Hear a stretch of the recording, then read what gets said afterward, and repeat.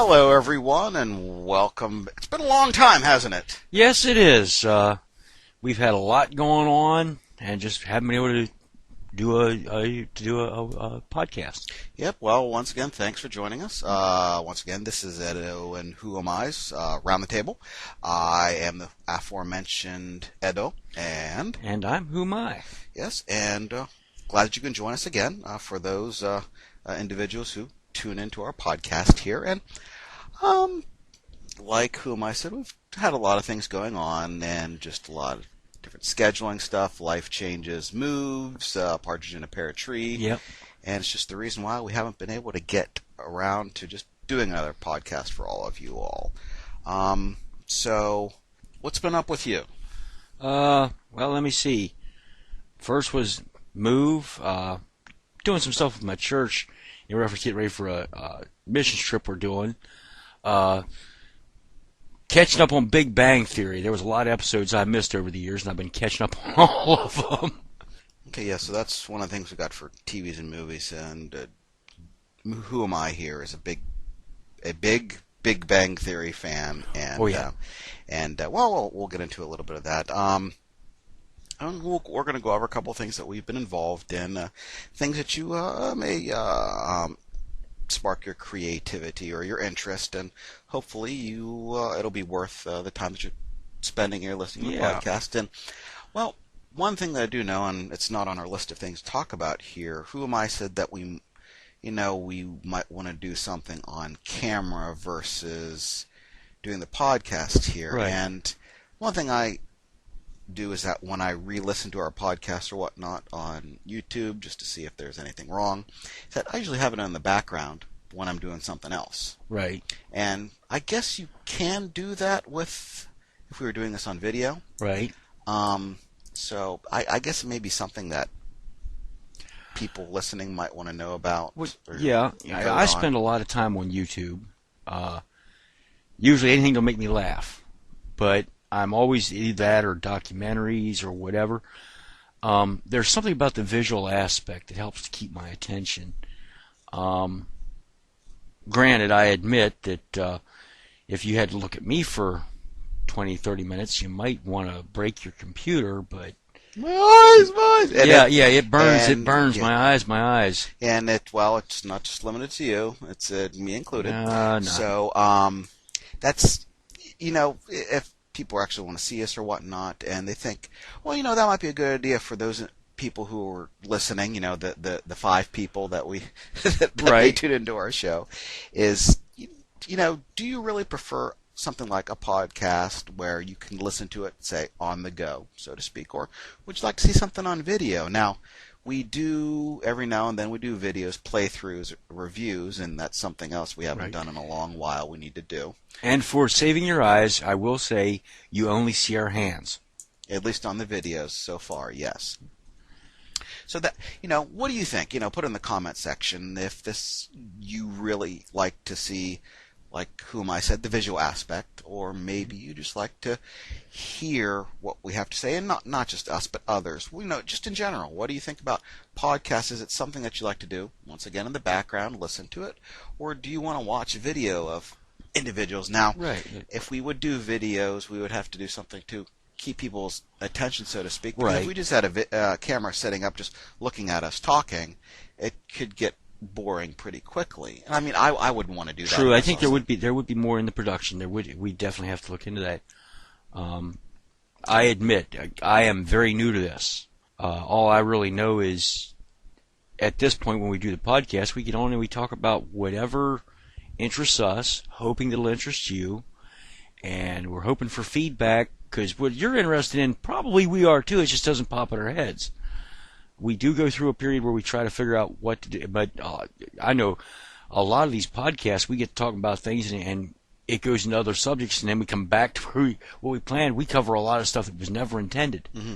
Well, and if you did know, at least for the podcast here, we spend about maybe like 20 minutes, half an hour, sort of making a list of what we want to talk about, then organize it, and I'm looking at it in this little notebook that I have right now right in front of us. We also spend time that when we're talking about it, the subjects that we want to put in here, then we start talking and it could be stuff that we could be using in the podcast itself, so we got to stop and say, okay, let's stop right there. Let's make a note that we're going to be talking about that, and then we spend another half an hour talking about what we were talking about when we were deciding what to talk about. Well, that's kind of the feel that I like with it, but if somebody out there's got a problem, let us know. But the whole idea is it's us just sitting around the coffee table shooting a bowl. Unfortunately, there's no coffee table. Right, but whatever we're talking about, it's just like a bunch of friends hanging out talking. Hoping that, my thing is, I'm hoping it will make more friends out there. People come out there and say, well, I like or don't like what you, but I can see where you're coming from. To kindly agree to disagree, or if you got a real vehement, you hate something I said, please let me know. And if I ever say anything to offend anybody, please, I will apologize. Just that I'm not going to want to sit back and say, well, I'm sorry I offended you. I don't want to do that. I want to be the guy that when you if I've offended you, tell me what, how, and why, so that I can apologize for what I did, not for offending you. That's not an apology. If I apologize to you for what I've done, that's a whole different story, and I want to make sure that I get to the point. Okay, well then, on that note, what we're going to do is we're going to jump into, like we usually do, I think we either start with RPGs or it's afterwards, some of the other topics, but RPGs, two of the ones that we were wanted to talk about today was, first of all, was going to be Shadowrun, because we're thinking about playing that. HuMei's never played it before. Yep, never played. Always been interested, never played. Yeah, and for those who don't know, Shadowrun is cyberpunk, sort of dystopian future, sort of Big Brother, the internet, or the Matrix, so to speak.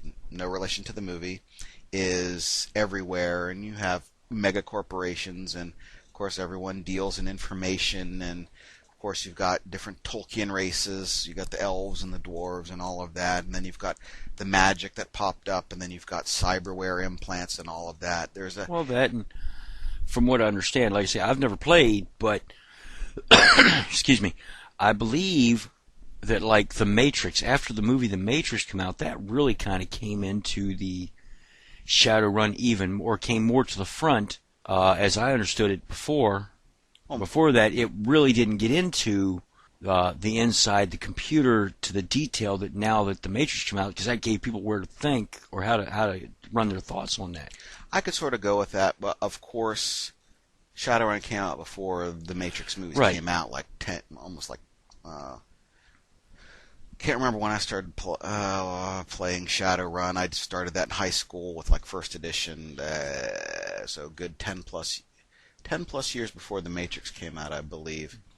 But now that the internet has become so big, it has given the definition of the Matrix, like you said, brought to the forefront, because I don't think anyone thought you could do what you could be doing right now. Like when I was in high school, oh, you got the internet. Well, you can email people, and you can see pictures you don't want your mother to see. Right. So, and now you've got video conferencing, you've got webcasting. What? MMOs. That, yeah. I never would have thought of an MMO. The idea of all the computers talking at the same time on the same program, and to this day, that in some ways it blows my mind. Well, watching movies too. I mean, you could just sit here and you can go and find most anything on, either paid sites or not so paid sites. Let's just say. Right. I do have my subscription to the sites that I go to. So, it just seems that it's turned out to be a really big thing, and now information was a big bartering chip in Shadowrun before. Now it sort of is now, because you've got everyone is collecting information on everyone. Right. And for those who don't know, the cookies in your browser and everything like that. Some are tracking your shopping habits or whatever. Yep. And that's why if you say go to Amazon and you look at, say, The Wonderful World of Sports, seasons 1 through whatever it may be, right. And then you go a completely different site, and then what you do is you see an ad for Amazon basically related to what you were just looking at. So that's how they check your shopping habits. But that's another. One of the things that I have to admit that with Shadowrun that I think is or intrigues me is you've actually got almost like 3 different worlds in one world. where you could have a team of players who their whole thing is they're doing the Matrix. And the only time they pop out of that is to go get something to eat, as far as the characters, and they're back in. Meanwhile, right down the block, you could have a bunch of straight shooters that are in the real world attacking. They're within a block of each other. You could have two parties doing this, literally, same room, two parties in the same game, and they never make contact, and they're in the game idea, they're literally right outside the same wall. And then the third one is, of course, magic. That can bring you to a whole nother twist where a party's going down a magic trail. Well, that would be like the astral realm. I'm sorry, I forget what they call it directly in Shadowrun, but the astral plane. And that's another area you can go. And what can be kind of difficult for a GM at the time is actually to sort of run those three, let's say at the same time. Let's say you got someone who's hacking in and they need to do their, they need to do their battling with the, programs and everything like that. But at the same time, you have two other players who are out there making sure that whoever's coming after them is not going to get to him while he's doing his hacking protocol and whatnot. But as I recall, that the sense of speed between the Matrix and real life, the Matrix one is far faster. Okay. And once again, I have to flip through the rule books, and I think that's how it is, where it's supposed to be faster in the Matrix, so you sort of have to have a balance. And once again, don't take that as verbatim. I haven't played or run Shadowrun for a very long time, so I could easily be mistaken on this. But once again, you said, yeah, there are three different worlds at least, and balancing them can be, it can be a challenge. I'll say this. Game balance for any RPG can be hard on that level. I've seen games where just you got a half dozen people sitting there playing. You throw out the old standard Dungeons and Dragons, and I'm in the middle of doing something, and you're doing something in the same battle, and we got two different ideas, and the games master's got to keep that going. That's very hard for him to keep everybody's interest going when everybody's got this individual point they're trying to do. Most of the better games that I've had, at least the ones I enjoyed, was where all the players walked in with the idea, look, this is not going to be about me. Once in a while, me will come up, but for the most part, it's the team. And that makes it a lot easier on him. One of my favorite stories is when I was in Korea, we had a game. It started out, I wasn't even in the group when it first started. It was like half dozen guys were doing an adventure, and while that was going on, some more of us come in. I'm thinking I was in the second group. We sat down to play a game, and that one was already going, so we weren't going to interrupt it, but we were hearing enough of it that it was like, this was really neat. And we kind of kicked a few things joking around at the games master, and he said, well, what characters you got? Give me your sheets. And we started playing, and we were running a second party in the same game that the first party was running, and that got a little confusing for him. Well, before long, another games master came in, and he took one of the groups and kind of started doing the DMing there, or games mastering of that game, and would just refer back to the main games master, and then somebody else come in and took the second, or the other group, to where now the main games master, his job was he was running back and forth between the two groups, just keeping what was going on in sync, if you will. Before the weekend was over, because it turned into an all-weekend event, we had 5 different groups at the same time doing stuff. They were interact. It might be your group's doing something that has nothing to do with the other groups, and then you'd bump into one of the characters somewhere, or you might run into that group and just in passing. And it was a blast. But that took 5 groups. We had 6 DMs to do it. It was beautiful. I wish I could share that with so many people. And in a way I kind of am here. I'm hoping that somebody else will be like, hey, that's a neat idea. But when you're doing that, you need 30 or more people to play a game like that. Nowadays, I don't think people have the patience to do that. There's not even the space to do that nowadays. Yeah. Well, that's another thing about role-playing games. Trying to find a place many of the people I used to play role-playing games with are now doing MMOs and stuff like that, or have just totally gotten out of it because I've been playing for 30 years and we don't want to, but yeah, that's nothing. I don't see a lot of the imagination with some of the people that I used to see. I think that's kind of gone from a lot of the RPGs. Well, I think maybe the RPG players are a dying breed now, simply because, or at least the style that we were. There's other people playing, but I don't see the same level that we used to achieve. Well, maybe that's just the nature of the beast now. Yeah. I don't know. When the internet collapses, then they'll have to get back into the books again. Yeah. Well, one of the reasons why we wanted to play Shadowrun was, one, HuMei hadn't played it, and then Tony, the proprietor of Neverland Games in Waynesboro, PA, he had never played it too. Apparently, he had worked for WizKids and sort of been involved with they had a miniatures game a while ago. Oh, okay. It was sort of a clicks game, but the figures were like 6 inches tall. Oh, okay. And that didn't really progress too well because, okay, you can probably find some places to play with it, like the 28mm figures right. or something like that. But figure that's like 6 inches tall, you don't really have the space. It's only supposed to be like a one-on-one game too. Right, and when you said that, I'm sitting there thinking, like, that's too big a fig. There were beautiful figures. Oh, I'm sure they were. It's like when I first started with first edition Advanced Dungeons and Dragons. By the way, hats off to them, Raoul Parth. They're still around. We'll get out in the store and you'd buy like 3 of them in a little blister pack, 3 figs for $1. They were beautiful figs. They were all lead. I hate that idea that they got away from that, but still. There was one point where I bet you I had 200-300 pounds of lead sitting on a shelf of figurines that I had collected. And the idea was you used your figurines, you pick out something to kind of like, this is representing me. Mm-hmm. And the first thing was you would sit down, all right, what's party order? Or the lineup as you go crashing through the door, you'd line up.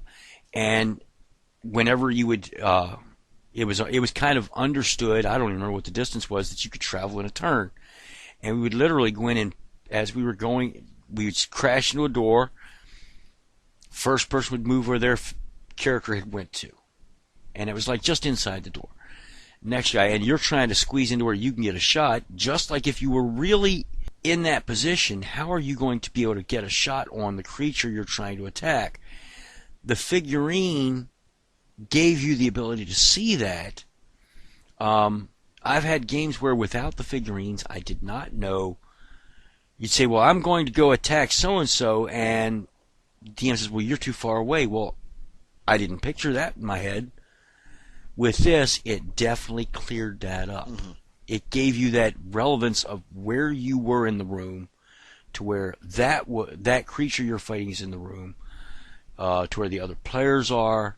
I'm a cleric. I run in and throw up blade barrier, and nobody's hurting, so I come in and maybe I'll start swinging my mace at something, and I think that I'm farther away from the main part of the battle. Next thing you know, I'm either getting wasted or I go to find out somebody else is down. Well, I got to try and run in to get to him, and I don't know where he is from the discussion. With the figurines right in front of me, or even if into the game and say it's gotten to that point, say, all right, hold a second, guys, I need some help here. Where are we in relationship to each other? And the DM and everybody can say, all right, this is, and they can point it out. It makes it a lot easier for you to know what's going on a more intimate level, as though you're there.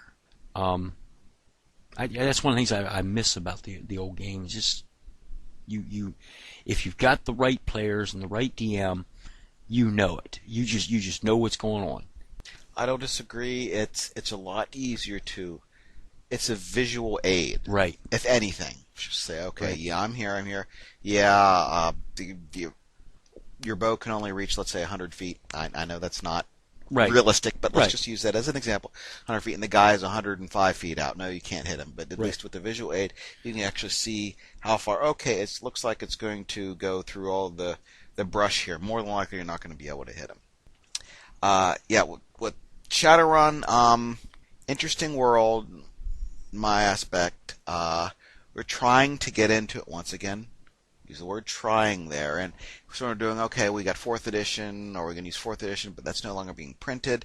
5th edition is, so am I going to have to buy 5th edition, and that's sort of what we're going back and forth with, just finding the time to be able to decide what we want to do. And if I was going to be running it and trying to find notes, is that, and I think, well, not on the podcast, but I was talking with HuMei here, is if you gave me a fantasy RPG, I could say, okay, you're going to run into a dungeon, or you're going to run into a castle, or I could easily think up of something. Now, what you have to do is with Shadowrun, it's a completely different beast because everyone's being watched. It's like, okay, well, if everyone's being watched, how are you going to be able to get into gunfights? And then you've got, the police coming and everything like that. The real world, how it interacts, or the way the real world acts is, at least in my opinion, a bit different than how fantasy works. Because, well, with Shadowrun, I like where you went with that, because one of the things I've pictured from what I've read in the thing is the whole point of being a Shadowrunner is it's kind of like today in the real world.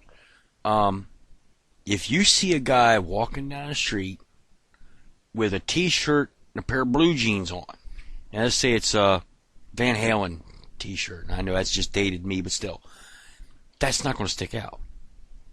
You see a guy walking down the street in a 1970s bright, hot pink, pimped out outfit with the 6-foot feather in the hat, that's going to stick. And the way I read the Shadowrun thing is there are so many people that everybody's, yeah, you're wearing a black t-shirt, I'm wearing a white t-shirt, the next guy's blue t-shirt, they're not going to notice. You're just in amongst that crowd.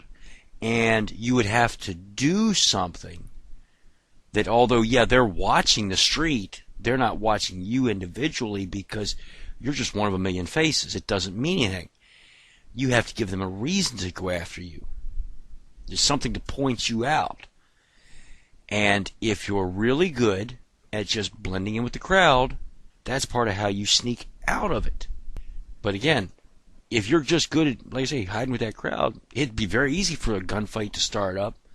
And then part of what makes a good Shadowrunner is when it's done, you're either able to, during the fight, not draw notice to yourself, or when it's done, you're able to just blend in and disappear, and they don't know who you are. Because all they've got's a picture. Well, how many people could look like you? Or look fairly close to you? Well, the thing is, what they do is that then they have the genetic coding or whatever it is. It's, and of course, what you're saying, and you have valid points. It's hard for me to wrap my brain around the fact that I've been playing fantasy RPGs and sci-fi RPGs so long, and it's not everyone is thrown together. As a fantasy RPG, you could walk 20 miles that way and reach a place where not many people go. Right. And, there's buried treasure and ruins and everything. No one knows about it, so it's quote-unquote an adventure. Same thing with science fiction. How many planets are not settled, or ancient civilizations? You could do that.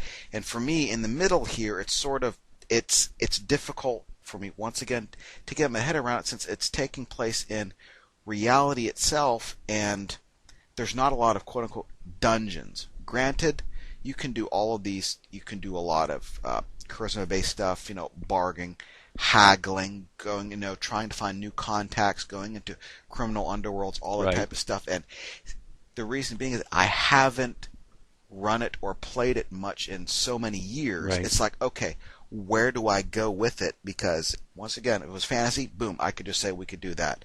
Science fiction, okay, you've been sent to this one particular planet because they think the ruins of Hymenoptera are over there, and of course that's on the Well, anyway, one of the things I'm thinking about was the way you're talking about it just made me think. With Shadowrun, the way I get a feel from the books and whatnot is literally you have a perpetual cityscape.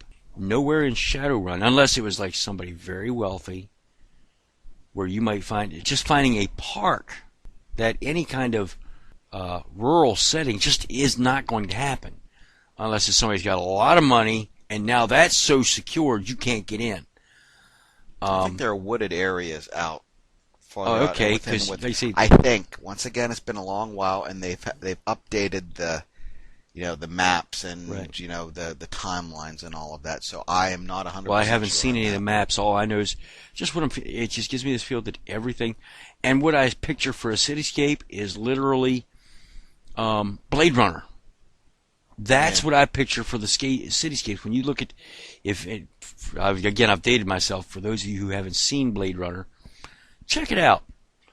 Just to see some of you have all these buildings that look nothing like any of the others, and one building might look Egyptian, the next one might look Mayan, and you might have something that looks Roman, and it's just all a hodgepodge. But that's the feel I get from Shadowrun. It's I won't say overpopulation, but in a way it is, because it's literally everything is cityscape, and because it's so urban, it makes it easier to control people. And Shadowrun, you get to roll lots of dice. Okay. You get to roll lots of dice. Break out the big dice bag. Yes. I like dice.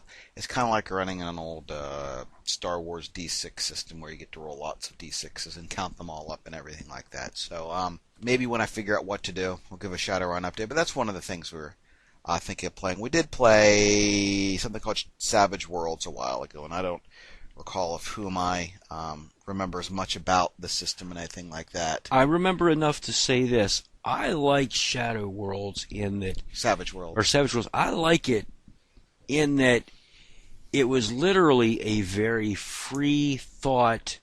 There was no preconceived notion you had to stick with A, B, C, or D for the storyline. Everything about it was new.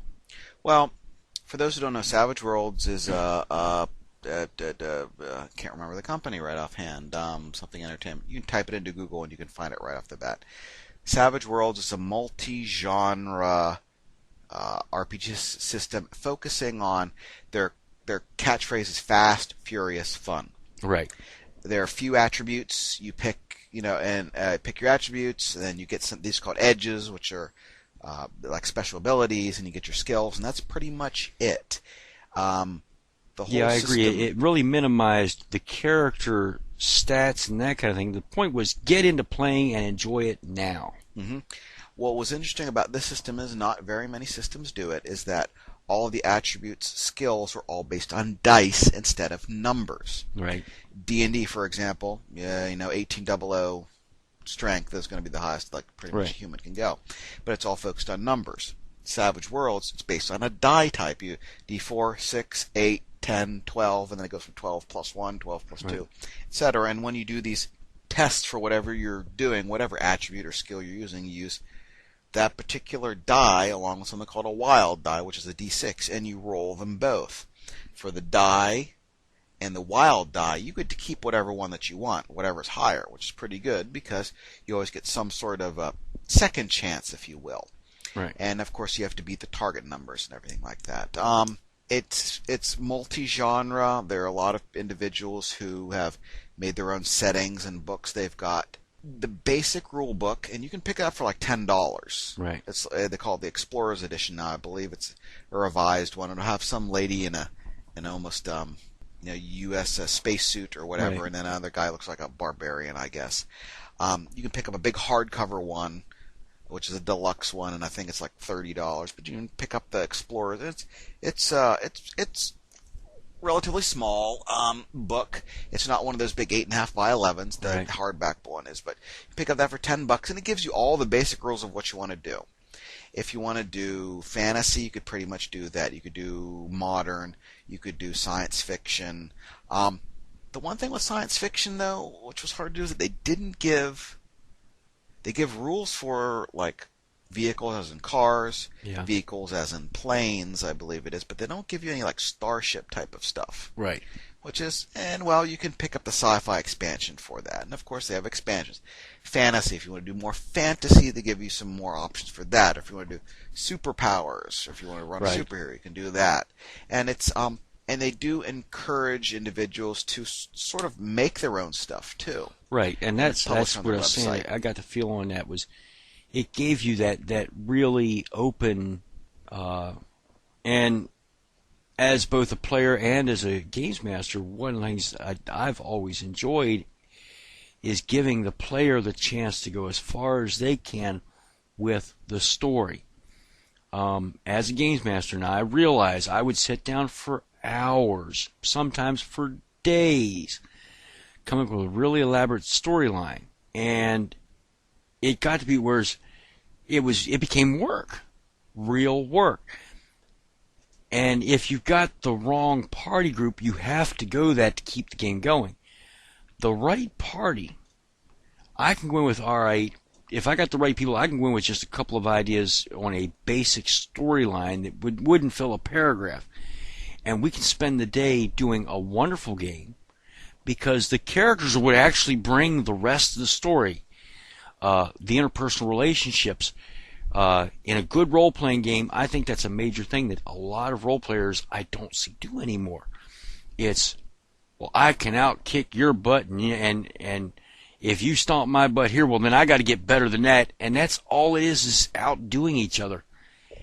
And to me, like I say, part of the beauty of the old game was, yeah, I'm running a little mage. Well, that makes me a glass cannon. Mr. Fighter over there, we're not going to have a problem. We're friends because you're saving my butt so nothing gets close to me. On the other hand, I'm going to be doing out of this massive damage to soften them up, possibly take them out, but mainly I'm going to try and keep them from hurting you. Protecting you is how I protect me, and that teamwork really plays in. Like you're saying, well, the more rigid the system is, I think, the harder it is to do that. And once again, Savage Worlds is fast, furious, fun. Just have fun, have a blast with it. They have a whole section on saying, okay, they say, you know what, we love settings for other games. We absolutely adore them, but we like using them in Savage Worlds. Yep. And they give you sort of an outline of how to, if you like this particular setting, how to take it into their game. And they say, you know what, basically make it simple. Like, let's say you have the three-headed duck monster from this particular game, and you wanted to put it into Savage Worlds. They say, don't try to convert it. It's like, well, it looks like they have this and this and this and this and this in Savage Worlds. It's like, if you try to directly convert something, it's just going to be more work than it's worth. And I'll give the basics of it. Okay, you know what? And then they say, what do you think it would have in Savage Worlds? Instead of going, okay, yeah, what you're going to have to use a character creation system, and you're going to have to assign all these attributes. You're going to have to decide what rank it is, and then how many points. No, they say, you know what? Pretty much, if you're going to convert it, just do it that way. Right. Just eyeball it. Just go exactly, and I that's part of the beauty of it. It's don't get caught up in all the rules. Mm-hmm. Just get into the story. Which, again, that goes back to me, any good role playing game. Straight up. When D&D first came out and I first got set down to play, I was told 2 rules. Rule number 1, the DM is always right. Rule number 2, when the DM is wrong, refer back to rule number 1. However, for the DM, rule number 1 was, you're here to bring enjoyment to the players. You're not here to get your own enjoyment, because then all you're doing is just knocking people down. You're here to bring them enjoyment. That's rule number 1. Rule number 2 is, if the players aren't enjoying themselves, go back to rule number 1. That's I can't think of a better way to run a role-playing game. Well, once again, the fewer the rules, the more freedom you have to do whatever it may be. And I mean, Savage Worlds isn't the most rules light system there is. There are a bunch of things you have to keep in mind. That being said, it is a rules light system where, if you wanted to do just about whatever you want to do. The direct opposite of Space Master and Roll Master. Oh, yes, I have nightmares about tables. Oh my God, they're attacking. But you know what? If you haven't seen it, I believe that the website for Savage Worlds has like a test drive version of it. They might even have it linked somewhere where you got to download it from RPG Now or Drive Through RPG, one of those sites. But they have a PDF, and I suggest you check it out just because it is an interesting system. And one of the other things about it, the initiative system, it doesn't use dice; it uses cards. So Yep. not only, and then you also have to have something. Tell them it's playing cards. Yeah, you have to use playing cards. I mean, they have their own specialized little decks that you could buy for $20 or $30 that you can use specifically for Savage Worlds. But it's just a deck of cards that you spread out and whatnot that you give people each round, and they act on a certain value. And depending what card you get, like if you get a Joker, you can act anytime and you get a bonus. But it does add an interesting dynamic to how it. Right. Well, another thing I like about it is I love that idea with just using cards, because the idea is, or to me is, a deck of cards don't cost you squat. Go to the dollar store. You don't need an expensive deck, and to me, a good games night does not require spending $1,000 in preparation. If I can get by on $20, hey, and you're having a good time, that's a good games night. You also need some additional supply. They're called bennies. What they do is that they're like some games in luck. You use a point of luck, and then you can do a re-roll or something like that. You need something to represent those too. But I mean, that go into your pocket and pull out a couple of pennies. Right. You can do that. But if you want to be nifty like me, what you do is you go down to I forgot where I got it. You can actually maybe it's like Walmart or something. Yeah. You get this little plastic box of poker chips. Yep. And the reason why I guess these bennies and the card aspect came out is I think Savage World has its roots in something called Doomtown. It's a game. Yeah. It's sort of like Wild West with magic and monsters and anything like that. But I guess that's where the poker chip as a benny aspect came out along with the card aspect. Okay. And even then, they have an expansion for Savage Worlds. They have a couple of different settings. One of them is for Deadlands, and I believe that the way you settle duels is through cards as well. I'm not sure, but I bought it. I just haven't seen it. But once again, Savage Worlds, rules light system. Take a look at the test drive if possible. If something you like, go ahead and grab it and have a blast. I'm going to throw something else in there too on Space Master. One of the things I learned a long time ago with that is, I learned with that one, although there are extensive rules, I have to admit, so much so that the first time I played or rolled up a character, this was back in the mid-'80s, I had been playing D&D for years. I could make up a D&D character in 5 minutes, literally. Get my 4 dice, and 5 minutes I could have him rolled up to the point where things like your saves, I knew them off the top of my head. I just knew them. I could write down all that. 5 minutes I could have a character rolled up and ready to play. However, I knew nothing about the personality. It was just kind of wing it from there.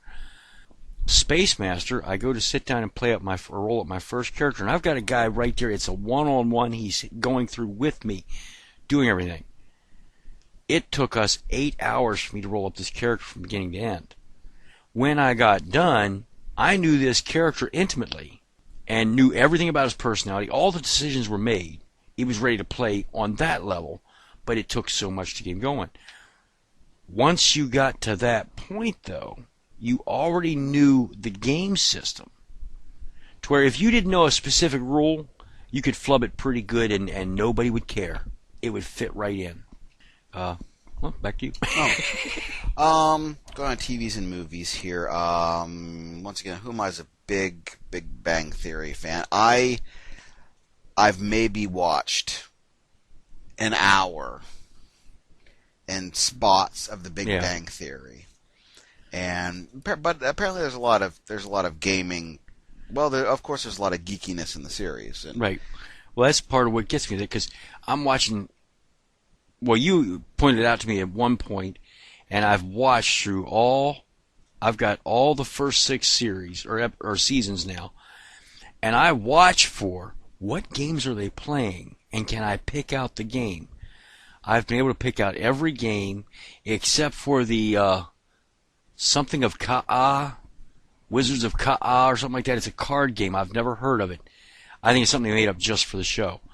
But they've played Talisman. We've played Talisman. They've played Axis and Allies. I don't know which one, but one of the Axis and Allies board games they had out there I've seen. Settlers of Catan, they had it out one time. That was hilarious because he was talking about, I need wood for my sheep. But of course, you can imagine where that was going.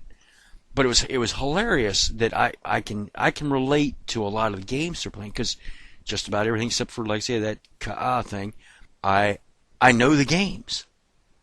And I can relate on that level.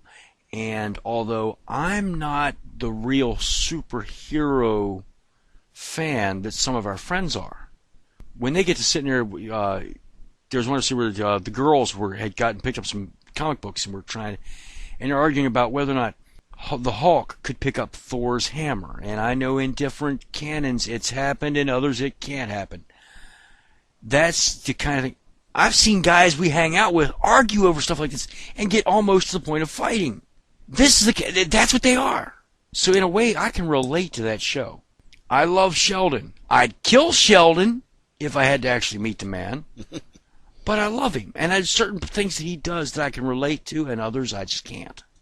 And that's what I think the whole thing, because it's geekdom at its worst. I think, well, how long it's been going and how long it may be continuing, it's almost like Friends of the new generation, so to speak. Yeah. Because, I mean, all of them on Friends. Speaking of which, I just saw a thing about Season 8. There's some issue about, or there was some issue about whether or not they were going to run it. They are going to run Season 8. That's already in the works. They're just trying to get some of the little things nailed down for it. But I was hearing something on I want to say it was on the Today Show, talking about that it's on its way, and I can't wait. I can't wait. Yeah, well, you know, they'll be collecting Social Security by the time they're finished with the show. That's fine by me. Personally, I want to see Leonard and Penny get hooked up, married. I see that to me is the natural progression there. I want to see Amy Farrah Fowler and Sheldon marry. I would love to see that. I see something there on their intimate level on that. I also love that I can't think of her name now, but the girl that plays Amy Farrah Fowler, she played Blossom. If you can go back and watch, I think it's the very first episode of the very first season, Raj makes a comment about they ought to get the girl from Blossom to come hang out with them because she went on to be a neurobiologist and has a PhD. I think it's funny that he mentioned it in the show, and now we're into Season 8, and the person that he mentioned is now playing a character in the show that is she's a main member to me. She's a main cast member now. I think that's just an interesting tie-in that I'm sure they were not planning on in Season 1 that she would ever be in the show. I find that something about that. I like that. And I admit, when they do the little flash thing at the end with the white screen and it's got something written on it, I have stopped the DVD player and read those, and a lot of them go over my head. And I think they do that just to piss me off. But I still do it. I love some of the little points they'll put in there. I love everything about it.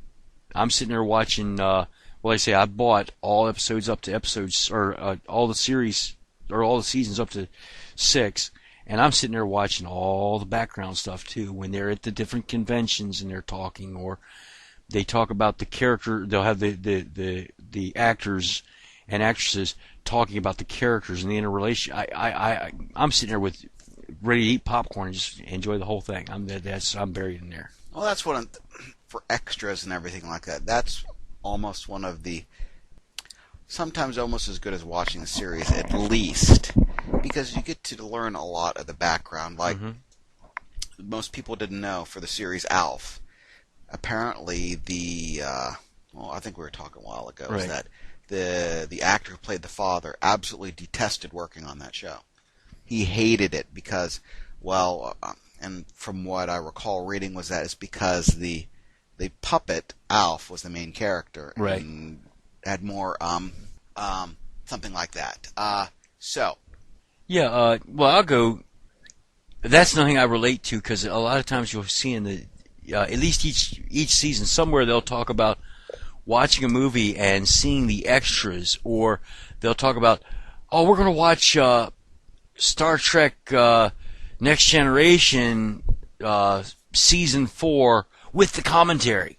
Dude, I ain't trying to give anything away, but I'm going to be honest. How many times have you and I sit there and watch an episode or watch a movie with the commentary? Or we'll sit and watch the extras afterwards just to see what else is going on. I know when Pacific Rim came out, that first time we sat down and watched it, we sat and watched the extras right afterwards because, like, well, we want to see more of what it took to make the world and things like that. And I'll be honest, I don't know if everybody else does. As a matter, I get a feeling that most people in this world don't. They watch the movie and that's it. And that's fine. If that's what you want to do, please have a ball. If that's how you enjoy it, I'm the first one to say go there. But for me, I enjoy getting that little extra. Mm-hmm. And that's part of the geekdom that I gladly profess I am. Well, and that was the Big Bang Theory. We haven't really watched many movies lately, now have we? The last one was pretty much, well, Hobbit 2. Yeah. Probably the most recent one. And for the life of me, I can't remember anything about it. Yeah. I'll say this.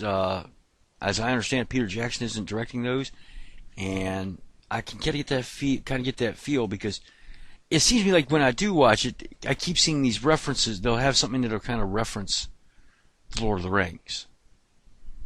And to me, that's not necessary.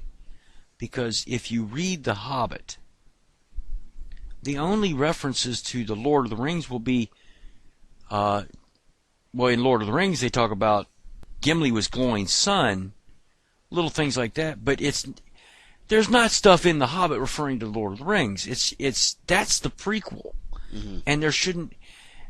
I think they got into this whole thing like Star Wars. Well, we got to have constant referring back, and no, make the movie on itself, and don't ring that. I don't want to see that. I already know that this is before the Lord of the Rings. You don't have to throw that in my face. Tolkien didn't do it. If he didn't, why are you? Well, on that kind of aspect, sometimes people need to be reminded, because I remember that, when Star Wars first comes out, and my mother, she'd watch them just like the rest of us have. I mean, she's not a Star Wars fan, but she's watched just like she's watched other movies.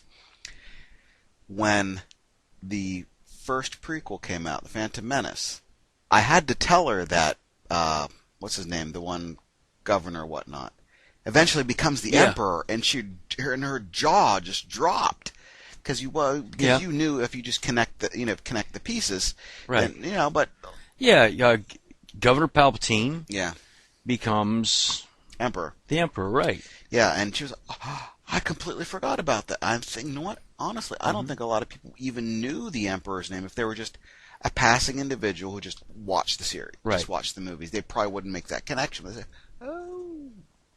But there again, that might have been part of the enjoyment. Because to me, I've done it a couple times where I'll sit down and I'll watch from episode 1, spend the day, episode 1 all the way through to episode 6.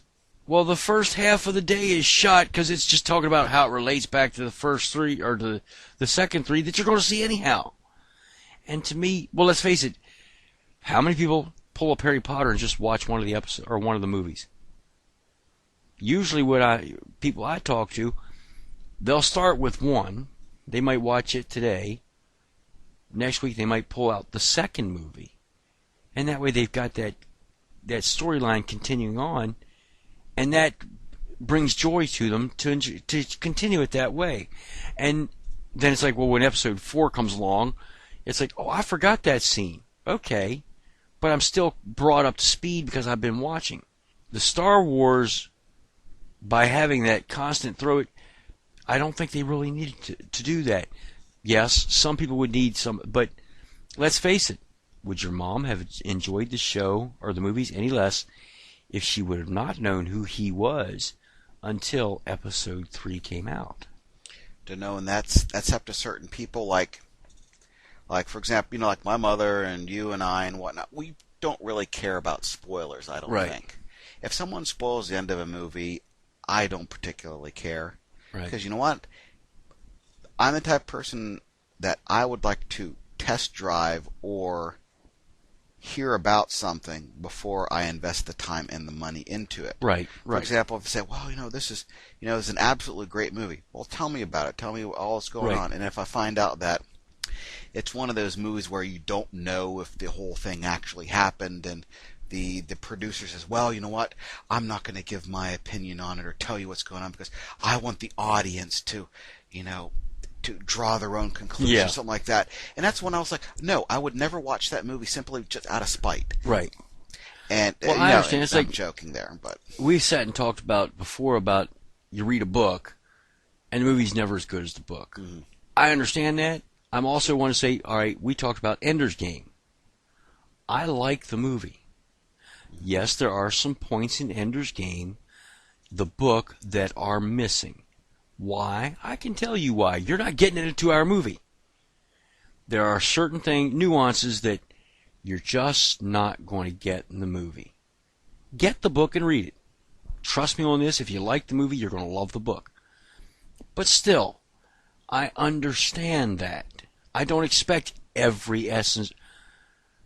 What I hate is when I pick up a book, I read the book, love the book, and the movie's got nothing to do with it. And with that, I'm going to say this. World War Z. I'm sorry, spoiler. If you've read the book, you ain't got no idea what's in the movie. If you've watched the movie, you ain't got a clue what's in the book. Okay, now, can both of them stand on their own? Yes. I think World War Z, the movie, is a wonderful movie. I like it.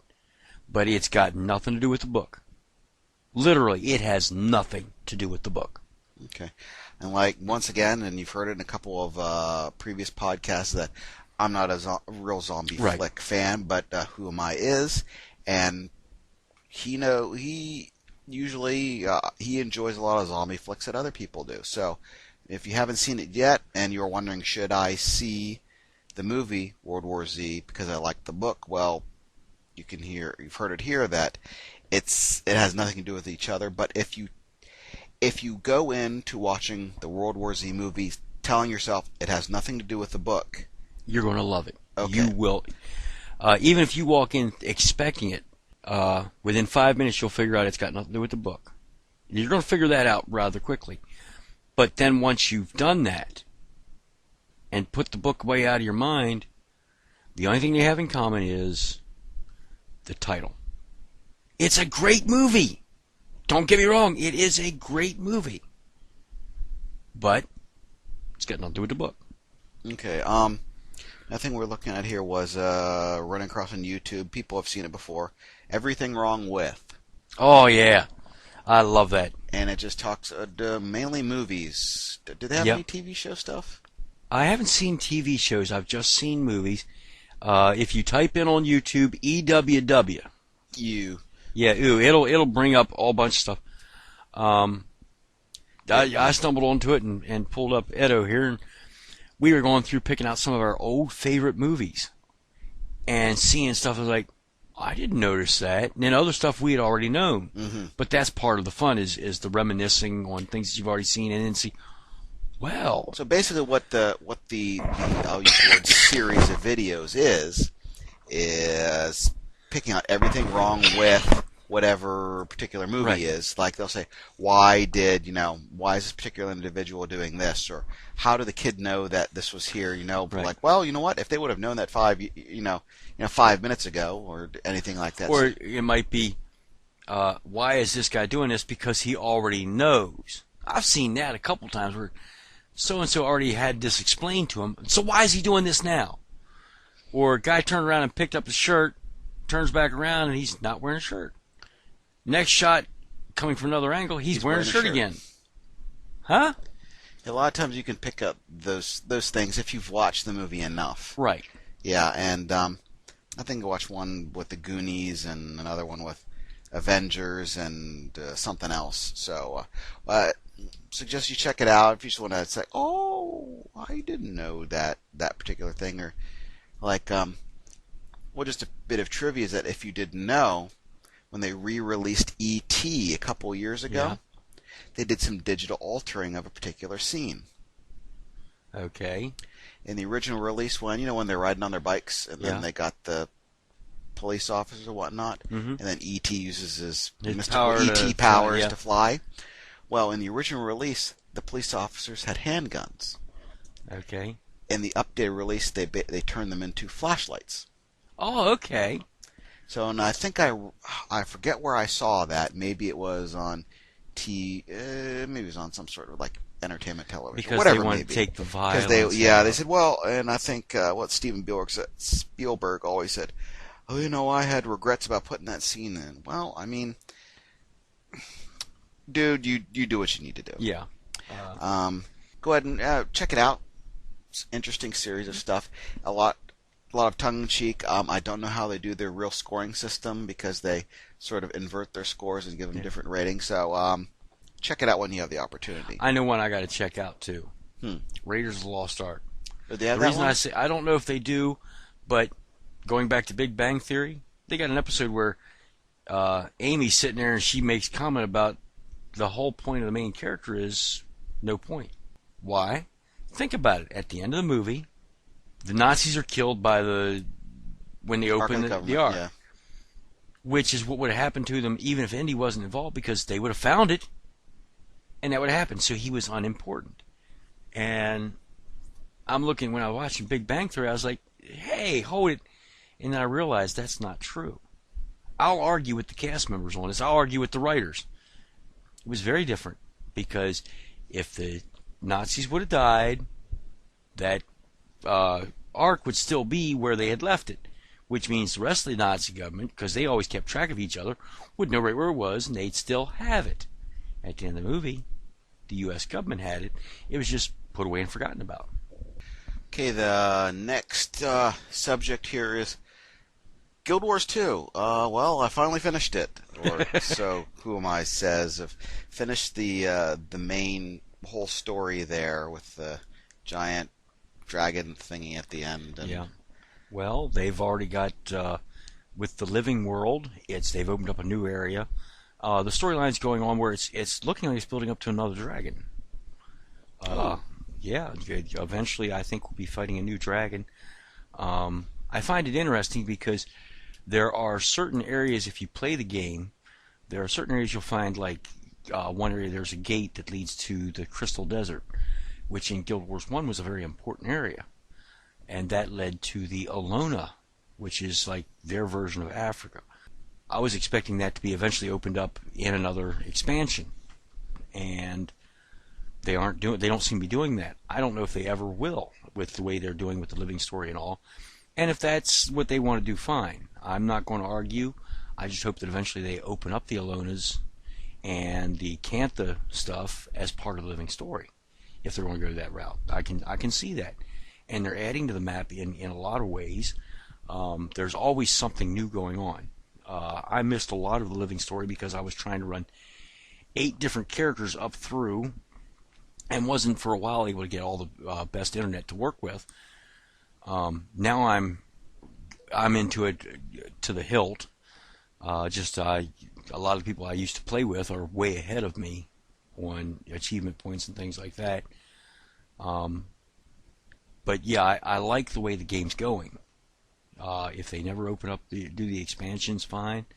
But I'd kind of like to see them do the expansions where you're trying to do the expansions and living story if you so choose. Okay, so do you think they're going to have any expansions like they had for the first one? I'm not in a position to say, just that the feeling I get is I'm beginning to wonder if they ever will. Because in Guild Wars 1, it was supposed to be every 6 months there would be an expansion. It turned out to be close to about once a year. Here, Guild Wars 2 we're working on the second year, and they haven't done an expansion yet. The living world is keeping it so popular and keeping the game so fresh that I don't see that it'll ever really be necessary. they're even going to where like a lot of the living story will take you back into the areas you've already explored and doing new things there. The newest one has got you in an area called Dry Top, and you don't even explore the whole thing. They've done 2 things on it in the last month since it's been released, where you went in, you had one area you could check, and then they already updated where you can go a little further. You just kind of have to explore it, and there's new jumping abilities and whatnot, or areas where if you hit this symbol, you now get a special to kind of jump, and by doing that, you can get to the other areas. But at the same time, they've also got these sandstorms that keep coming up, and the screen goes just cloudy tan from the sandstorm, and you can't see where you're jumping to. If you wait till the sandstorm's over, you can go do that. But at the same time, while the sandstorm's going on, there are items that you can find that the sand is blowing around that you couldn't see before because it was buried in the sand. Locked chests. You get, for killing things, some of the things you'll get is these special keys. And if you happen to find one of these chests, you can just go over and open it up. What are the loot drops like for those chests? They're good. They're not quite the same as killing a champion or something like that, but they're still really good, and you get some very rare materials and whatnot. Okay, so and you said that, what was it, about a month or so ago, that they got rid of the train. Right. They killed off the train in Queensdale, which what the train was you would go around and kill these champions. It was a quick way to make a lot of money. Get some good loot. Yeah, get some good loot and really round out your character. And Queensdale was a very low-level area, which made it relatively easy with large groups to just go hammer this. And what was good, the loot was leveled too. So right. If you were a level 80 character like I was at the time, you could get, well, of course you got some really crappy loot drops, but right. you could get stuff that would be comparable to your current level. Yeah. Right. What they did was they took almost all of the champions and they made them veterans now, or elites. So you don't get the great loot drop you got from them, and it pulled a lot of people from that.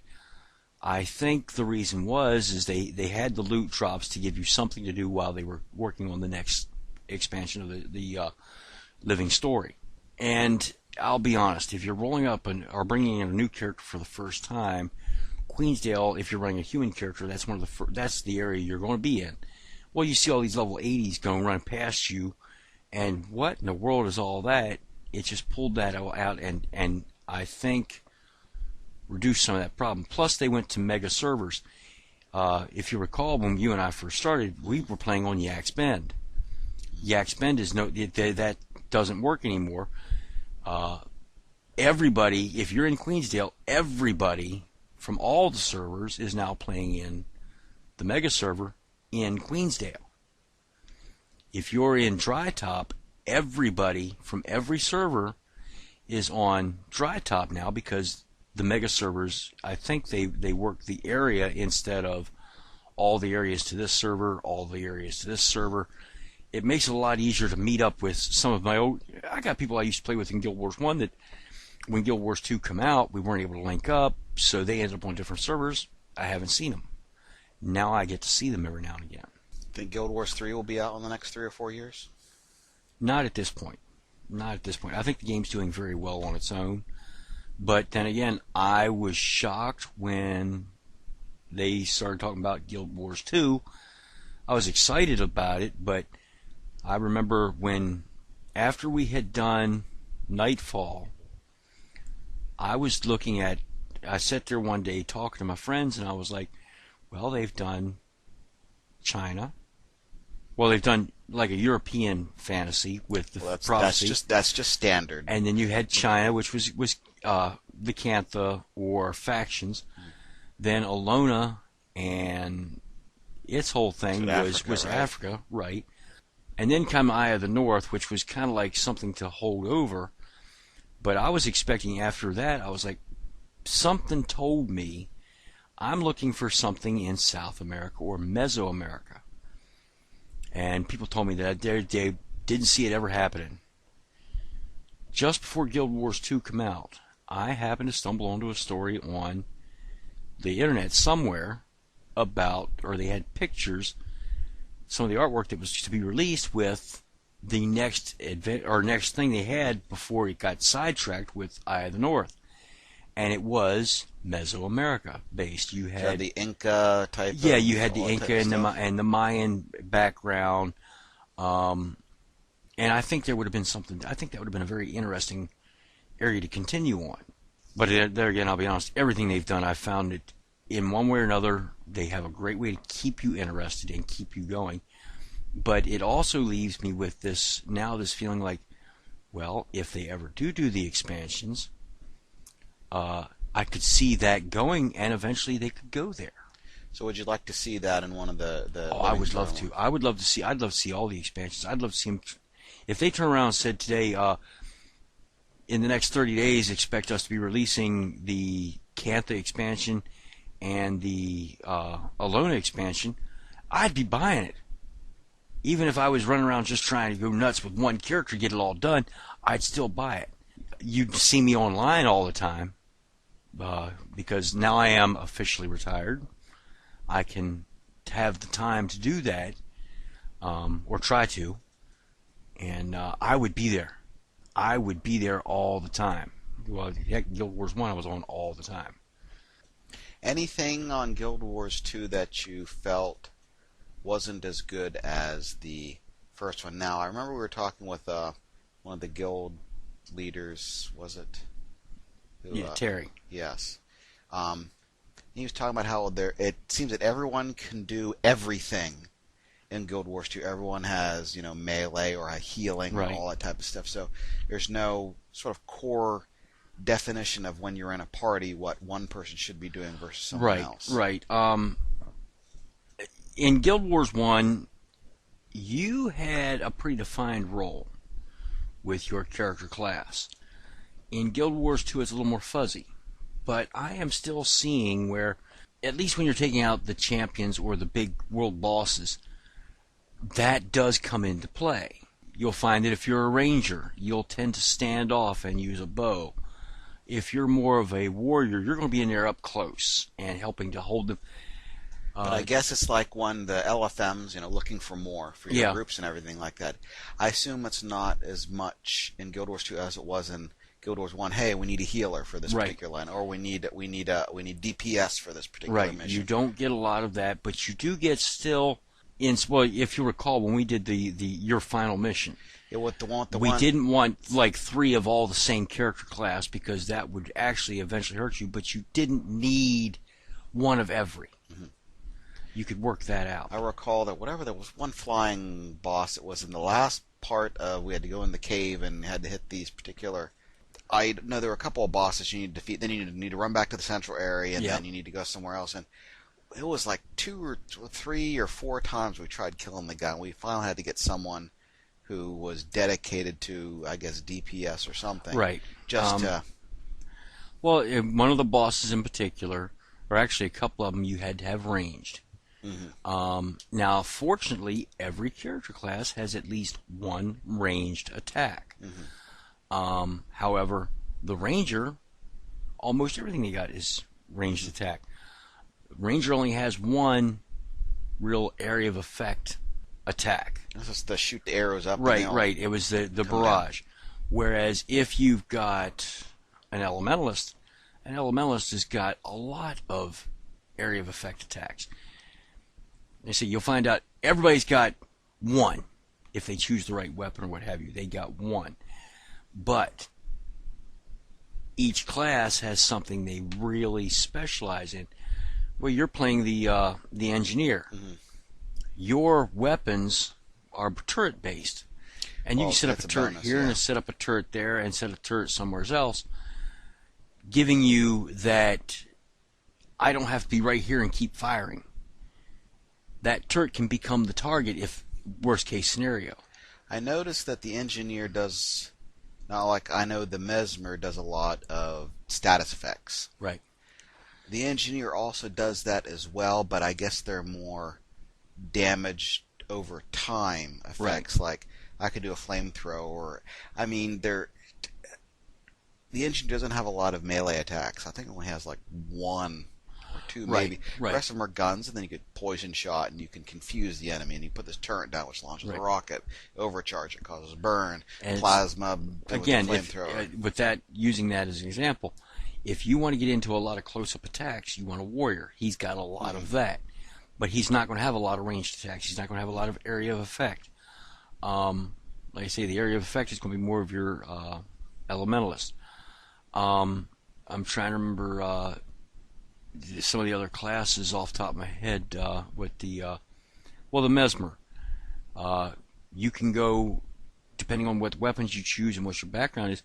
My Mesmer does a lot of stuff where I have like mirror images of myself doing different things. One in particular will just draw damage. One of them goes in and uses a sword. One of them goes in and uses a bow. And I can have them all going off at the same time. The Necromancer has got minions that literally they go in mass. Before you even see the guy, you start popping up your minions and let them go in and attack.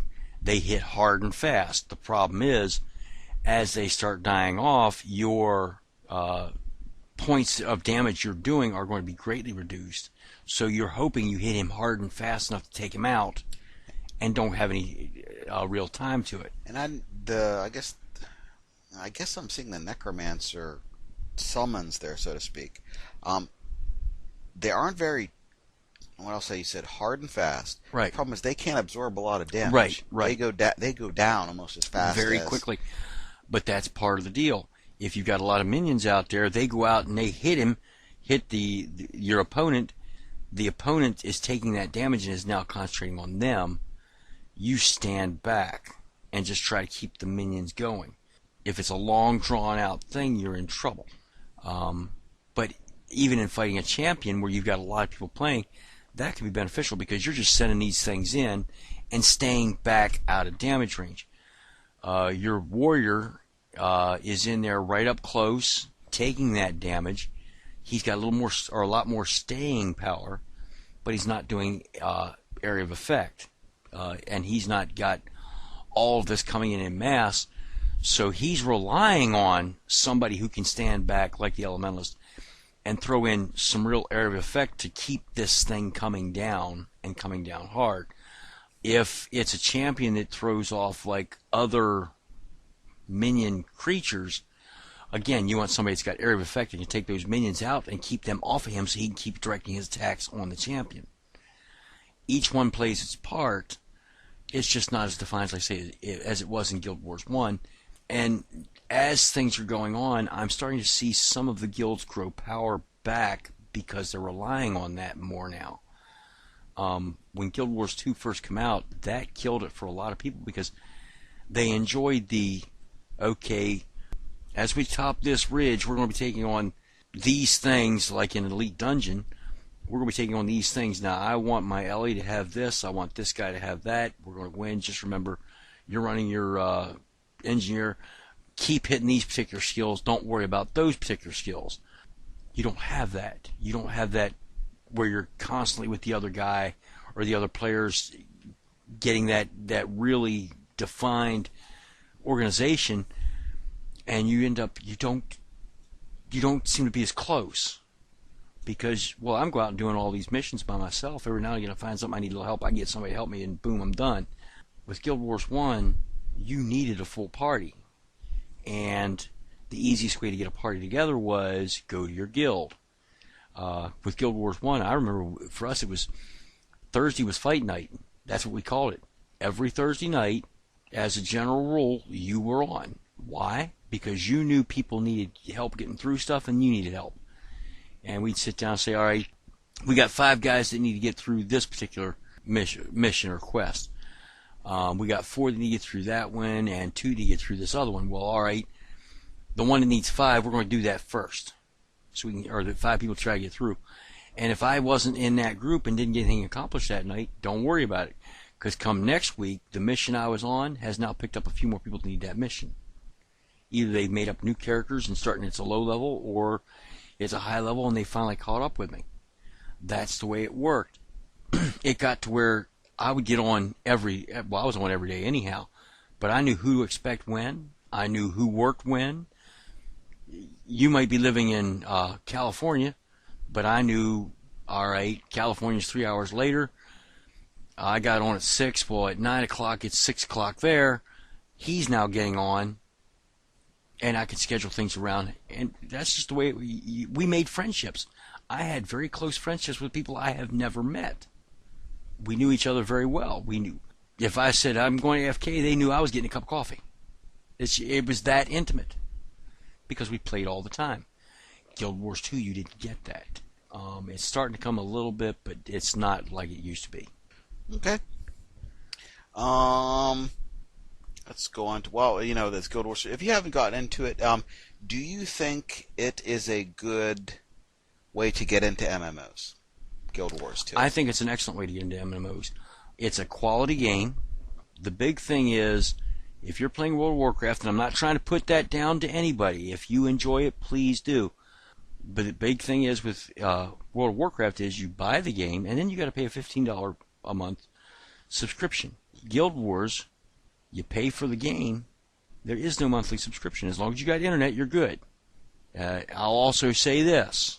If you're looking online, you want to start Guild Wars, and you're looking for a group to join, my guild's always looking for extra people, and I'm one of the guild leaders because you can have more than one guild leader. Contact me in game. Character name is HuMei. If you type in, I think if you try to private or send me an email, and I'm not playing that character, it'll send it to whatever character I'm playing, and I can add you in. My particular guild that I'm in its acronym is PINT, P-I-N-T, and the name of the guild is Drinking Buddies. And I'd gladly have you in, and once you're in, there are a couple other guilds I'm in, because you can be more than one guild, that are a little more active than PINT is. PINT's been hurting because, well, we just really haven't been searching members lately. But I know a couple of them that I can get you in where you'll be able to fit more people if you're after that.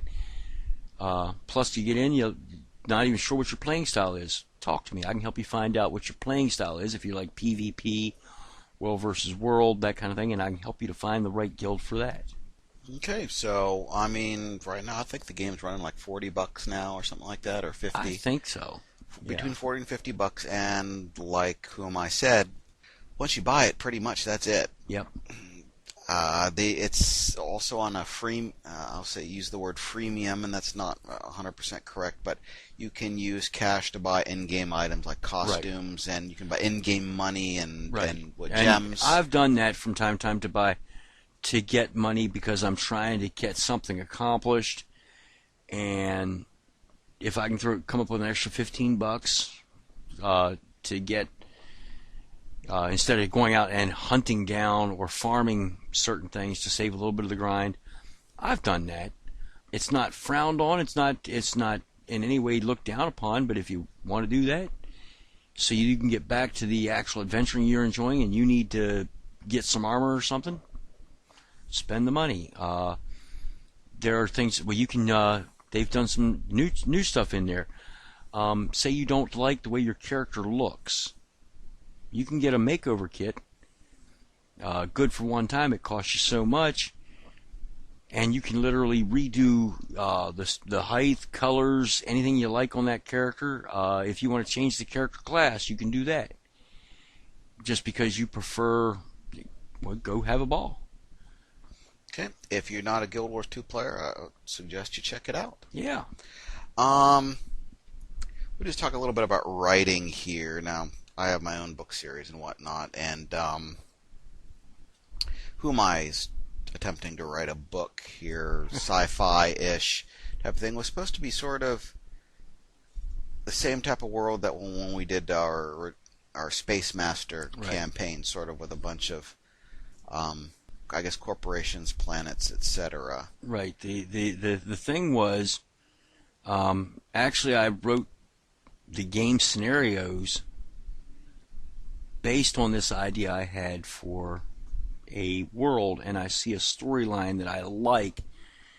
It's a long ways off getting done. I keep getting caught up where to me, a good science fiction story, part of its believability is that it will at least have a jumping off point that is in science fact. Once you've done that, you can then start to suspend the believability on something on fact, belief. Because you've built the character or built the characters up, and people are now more interested in the characters. And I'm having problems with some of the aspects that I'm trying to do. It's funny, they've been done in other stories, but I'm finding that the science fact doesn't give me a secure enough dropping off point. And the big thing is, I've seen this before in where, to use an example, the movie, the one with Tim Allen, the science fiction one, the comedy, Quest. Yeah, Star Quest, yeah. Remember when the kids one of my come father's up, favorite movies. I don't know why. When the kids come up and they're talking about how the engines work or something like that, and they're trying to, the characters didn't know, or the actors didn't know. But as the person who's writing it, that should be a kind of question I should be able to field. And I should be able to give them something fairly plausible. It doesn't have to be exact. It's not real. But if I can give you a fairly plausible train of thought on how something works, if I can do that for somebody that's a fan, then I definitely can do something with then I set some limits to what it can and can't do. I give some feel of realism to the book. And I've got some things that the more I look, I see a lot of hopefuls and I see a lot of stuff where people are like, oh, you can do it this way and you can do it that way. But no, there are certain other factors that to me just don't add up. So, I think we briefly talked about this, off the podcast, but you're going for more hard sci-fi versus soft sci-fi. And what I'm trying to do is that, and of course, people listening may disagree with what I'm saying. Hard sci-fi would be something like Star Trek, where there's a lot of, I use the word technobabble. Right. But as in Star Wars, which is more a space opera, there's less a focus on the science aspect than there is more on the fiction aspect. In other words, using the science as a minimal backdrop to advance the plot, rather than say, like Star Trek is almost everything is rooted in science as it is, and using that as a springboard to fiction. Right. That's kind of where I'm going. I want to do that. Now, if I'm ever able to, I sometimes have a question whether I'll ever get it done, but once I get to the point where the characters are well defined, and I see that people like the characters, then I can consider going on deeper and deeper into the fiction part, using like I say, the original springboard that's what I use to give them that familiarity. All right, to use an example from Star Trek, the original series, there was an episode where they had this monster that was eating salt. And part of the deal was the props crew, knowing that there was a scene where Kirk was going to use a salt shaker to pour salt in his hand to explain something, they went out and bought all these salt and pepper shakers that looked very, very high tech. They looked science fiction. And the director said no. He went down to the mess hall or the commissary area. The commissary area, picked up 2 standard glass with the chrome top salt shakers, sort of like R2D2, right, and had him use that because he wanted people to realize this is a salt shaker. That's what it is. He wanted that. Funny part is, for those of you that are into trivia, all of the extra salt and pepper shakers that the props guy had bought ended up sitting on a tray in the medical ward for Dr. McCoy to use as other forms of medical equipment. Yeah, but that's the thing. When you're dealing with science fiction, it's understood, well, I may not recognize this item, but there are points where it's important that you do. If I pull out a salt and pepper shaker in Star Trek, it's because I want you to recognize this is a salt and pepper shaker. If I pull out a tricorder, it's not so important that you recognize it as a tricorder right away. Just you know that it is some sort of device that helps you to analyze what's going on around you. Let's face it, in the original Star Trek series, the tricorder, it seemed like all the tricorders could do everything. And then you find out later, no, there's specifically a medical tricorder. There is a life scanning tricorder. There were like 3 or 4 different tricorders they used. I think in Next Generation, I think they threw them all together or Yeah. something like that just to make it easier. But well, actually, I think they threw them all together in Star Trek in the original series, then broke them up. And in Star Trek: The Next Generation, they actually started calling them. This is a medical tricorder. You got your medical tricorder. They specifically called it that because it was designed for these specific, and it gave certain limits. If the tricorder became so powerful that it could do anything, then why do you need it? It literally becomes to that point. Teleportation. Teleportation in Star Trek, the original series, was a way to inexpensively transport the people from the ship to the planet because they didn't have the money for all the filming to show all this. It was a great way to do that. Well, the problem becomes, how powerful are the teleporters? If you can teleport from planet to planet, then why have a ship? It kills the storyline. They had to make it that there was a limit to how far you could teleport. In other words, you have to put a ceiling, or you have to define what it can and can't do. Right. And it's similar to when I'm writing my book, where characters have the ability to manipulate. And the way that I got to this is that, like in Star Trek, mainly, which was, well, we're having a breakdown in the space-time continuum, right. And you see all sorts of weird stuff like reality being warped and everything, and that's what sort of the characters in A Not So Healthy Dose of Chaos can do. They can shape reality to a certain extent where they can, fly and do whatever it is. Right. But I always have to think to myself, or at least try to, and I've in the 2 books I've probably overstepped it somewhere, but like you said, you have to have a conscious limit to what it can possibly do, because then the ability becomes all powerful. Right. If you can manipulate reality, then just manipulate it so that anything that can happen will happen. But of course, in my book, it has to be that, okay, they have to concentrate, or not everyone can actually do this, or they have a certain amount of what they can do simply because the human body can only take so much, or right. whatever it may be. But I do understand where you say, okay, we've got technology. Okay, how far has it progressed, and what can technology do and can't it do? Because let's just look at it's either be Star Wars or Star Trek. Either one, they have areas where it's very, very high tech. Right. And there's some that are very, very low tech, and sometimes low tech enough that they say, okay, what are they doing? Moisture farming right. on Tatooine, where they were living in huts, mm-hmm. and they had their little tiny gadgets, but they weren't living in, they don't know if they had air conditioning or not in Tatooine. I hope they did. If they didn't, no one wouldn't right. live there.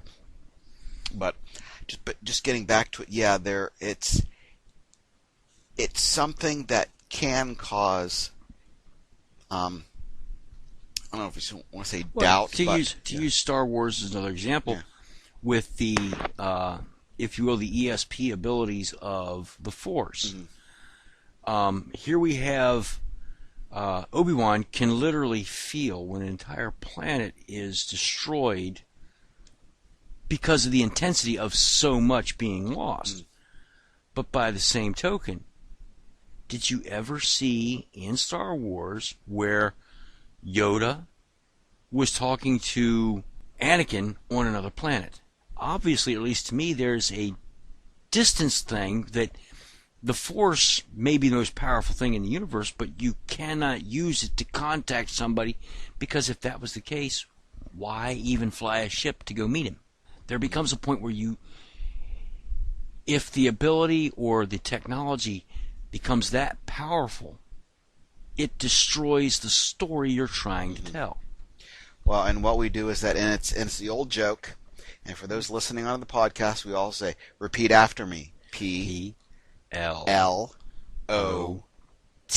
And what does that stand for? Plot. So, and hopefully that, people listening, all 5 of them, will be able to use this enough that way it becomes sort of something that would enter the culture of, why is so-and-so doing it? Repeat after me. Yep. P-L-O-T. We do that all the time. Yes, we do, because honestly, there's sometimes we say, and we're just talking about everything wrong with, why is so-and-so going in there? P-L-O-T. Yep. I'm just, and what I do is Well, say that's sometimes the reason why what we describe for our own plot holes too. Yes, we find yes, a plot PLOT, hole. It's yes. just the plot. Yeah. Just hopefully they're not large enough to drive a Mack truck through. But Who Am I and I have talked about is just one of the things about writing is just to sit down and write. Yep. Just write a lot, and eventually your own style comes in. Well, the other thing to do is read and write, because you look at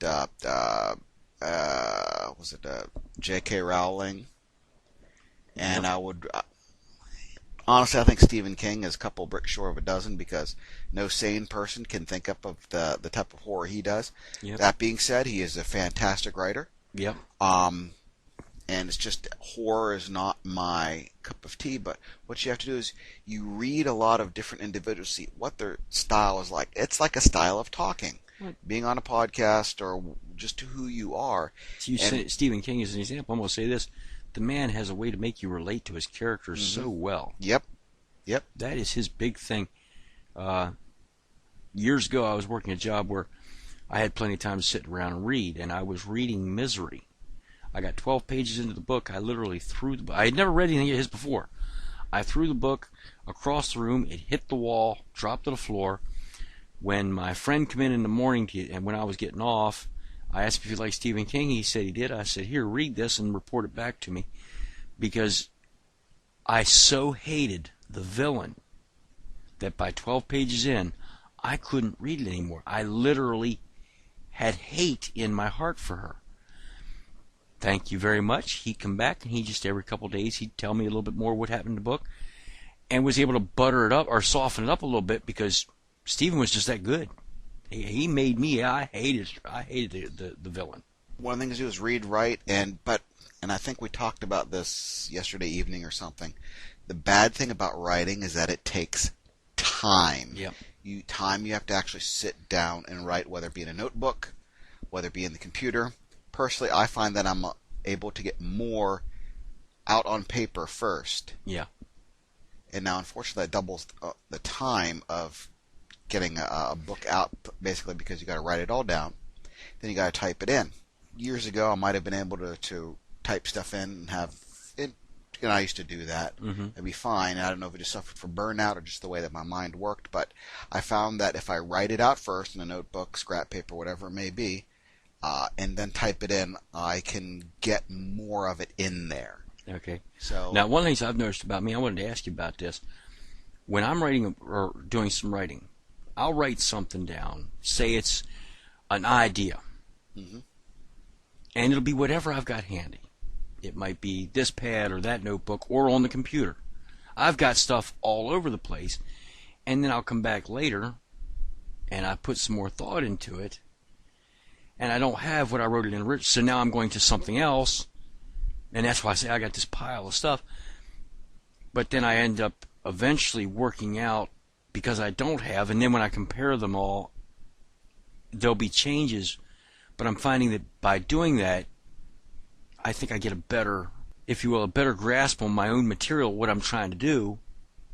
And again, like I say about putting limits on stuff, that's how I've worked out a lot of limits. Now my problem is, like I say, not that. I'm finding the limits of science won't let me do what I want to do. Well, what you think about, and what you really think about science now, and then once again, let's go back to the Star Trek example, Right. The Next Generation. I remember when that first came out, and I was watching it, and one of the things I always referred to, I don't think you ever saw paper. Yeah. They always had a tablet computer, and they were always going, and I'm sending that report to you now, or are they looking over the report or whatever it is, and thinking, dang, that would be cool. Just to have that, you could look at that and just type all the stuff in and view all the stuff that you want if you had reports and everything like that.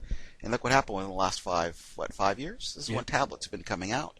And you say, it's like, wow, so there shouldn't be a fear of what technology currently is. Although I've always hated the Star Trek Next Generation computers, the desktop computers they always seem to have. Oh. Because there's no keyboard. Yeah. You ever watch the guys, they'll sit there and type and they're using 5 fingers on one hand to type everything? What are they typing with? How do you know? All right, that was a Y. I don't get that. I don't understand that.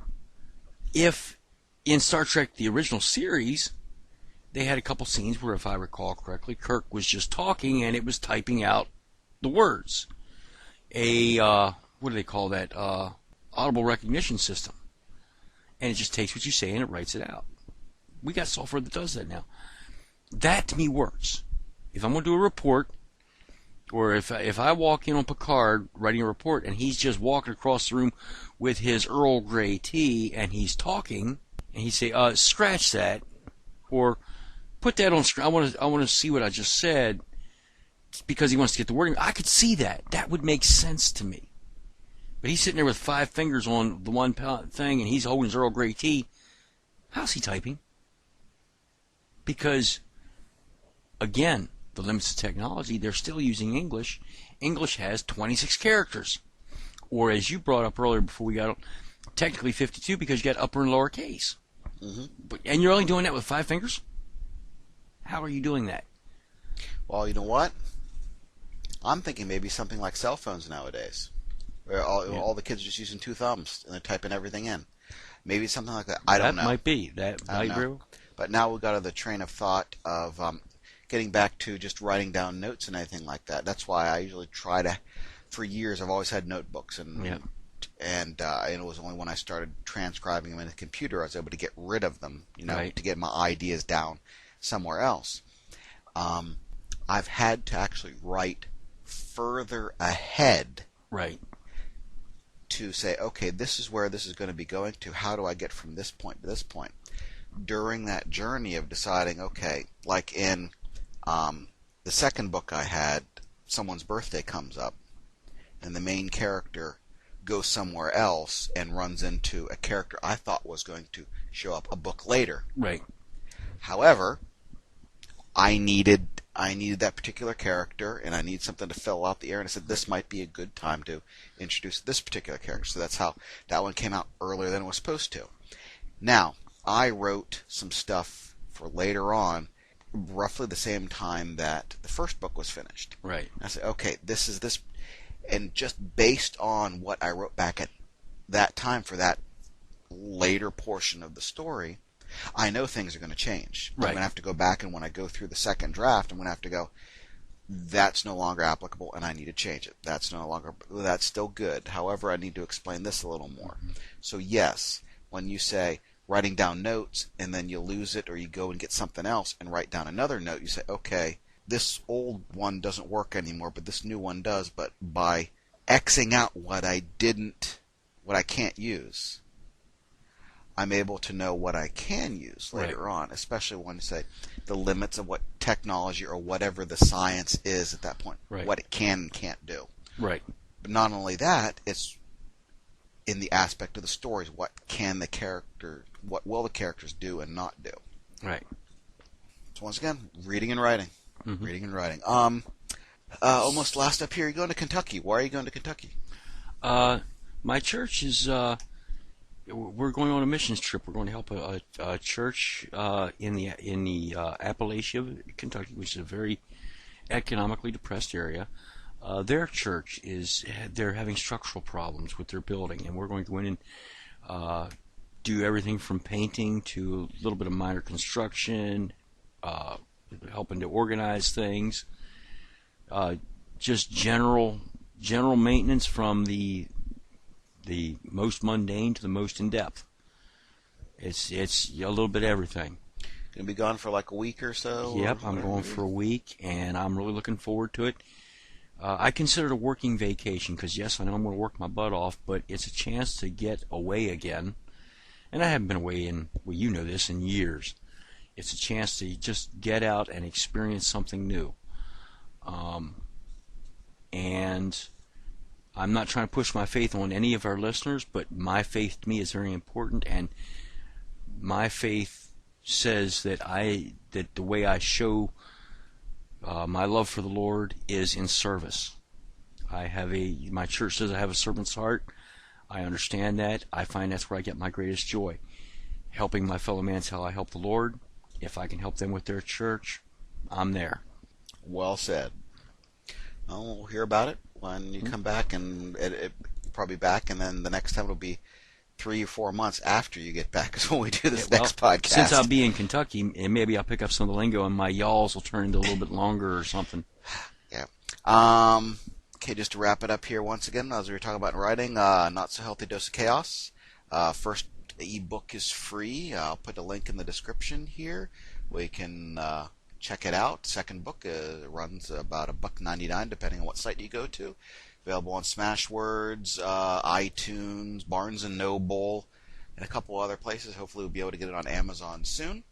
And thank you for joining us this morning, afternoon, evening, night, whenever you may be tuning in to us. And we hope you'll tune into the next podcast when it's available in the future. So, with that being said, say goodnight, HuMei. Good night, HuMei.